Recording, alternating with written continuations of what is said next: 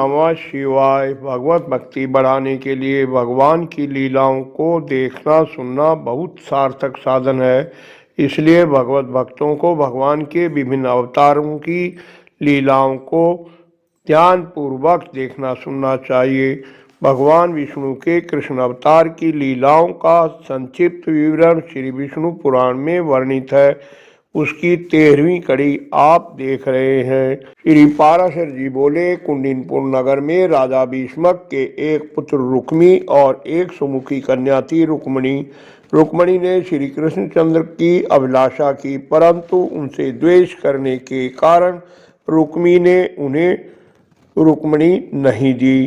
राजा भीष्मक ने जरासंध की प्रेरणा और रुक्मी की सहमति से रुक्मणी राजा शिशुपाल को देने का निश्चय किया। बलराम जी श्री कृष्ण और यदुवंशियों के साथ विवाह उत्सव देखने के लिए कुंडिनपुर आए।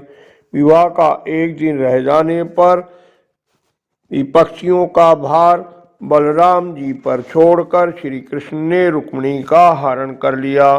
तब पौंड्रुक, दंतवक्त्र, विदुरथ, शिशुपाल, जरासंध आदि राजाओं ने श्री कृष्ण को मारने का प्रयास किया, परंतु बलराम जी और श्रेष्ठ यदुवंशियों से मुठभेड़ होने पर वे पराजित हो गए। तब रुक्मी ने प्रतिज्ञा की कि श्री कृष्ण को मारे बिना कुंडिनपुर में प्रवेश नहीं करूंगा।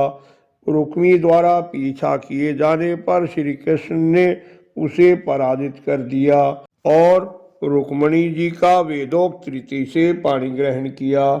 रुक्मणी जी से श्री कृष्ण को कामदेव के अंश से उत्पन्न प्रद्युम्न जी का जन्म हुआ। प्रद्युम्न के जन्म के 6ठे दिन काल के समान विकराल शमरासुर ने ऐसा जानकर कि ये मेरा मारने वाला है, सूतिका गृह से हरण कर लिया।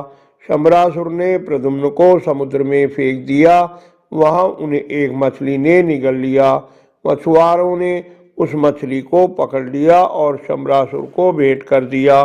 शमरासुर के अंतःपुर में उनकी नाम मात्र की पत्नी मायावती को रसोइयों ने मछली के पेट से बालक निकलने की जानकारी दी। मायावती विस्मित हो सोच रही थी कि ये बालक कौन है और मछली के पेट में कैसे आया। तब नारद जी ने आकर उसे सारा वृत्तांत बताते हुए कहा, सुंदरी, ये बालक श्री विष्णु का पुत्र है, इसका विश्वस्त होकर पालन कर। जब बालक प्रद्युम्न को युवा हुआ तो वह गजगामिनी उस पर कामासक्त हो गई। प्रद्युम्न ने कहा, आज तुम मातृभाव को छोड़कर ये कैसा भाव प्रकट कर रही हो। तब मायावती ने कहा, तुम मेरे पुत्र नहीं हो। उनके हरण और मछली के उदर से निकलने की सारी वृत्तांत बताते हुए मायावती ने बताया कि तुम भगवान विष्णु के पुत्र हो। हे कांत, तुम्हारी पुत्र वत्सला माता आज भी तुम्हारे लिए रोती होगी। तब अपना हृदय प्रद्युम्न को समर्पित कर चुकी मायावती ने प्रद्युम्न को सब प्रकार की माया सिखा दी। प्रद्युम्न जी ने क्रोध में भरकर शमरासुर को युद्ध के लिए ललकारा तथा यादव शेष प्रद्युम्न जी ने शमरासुर की सारी सेना मार डाली। शमरासुर की 7 मायाओं को जीतकर 8वीं माया से प्रद्युम्न जी ने शमरासुर को मार डाला।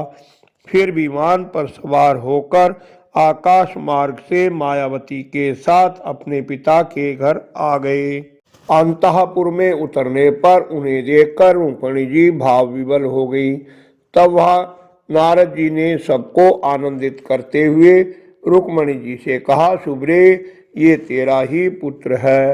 ये शमरासुर को मारकर आ रहा है, जिसने सूतिका गृह से इसका हरण कर लिया था। ये सती मायावती तेरे पुत्र की स्त्री है। कामदेव ने तुम्हारे पुत्र के रूप में जन्म लिया है और भस्म हुए कामदेव के पुनर्जन्म की प्रतीक्षा करती हुई ये मायावती कामदेव की पत्नी रति है। ये सुनकर श्री कृष्ण और रुक्मणी को परम आनंद हुआ और समस्त द्वारका वासियों को बहुत आश्चर्य और प्रसन्नता हुई। आगे की कथाएं देखने के लिए आने वाली वीडियो देखते रहिए। वीडियो पसंद आई हो तो लाइक करें, मित्रों से शेयर कर धर्म के भागी बने। निरंतर जुड़े रहने के लिए चैनल को सब्सक्राइब कर लें।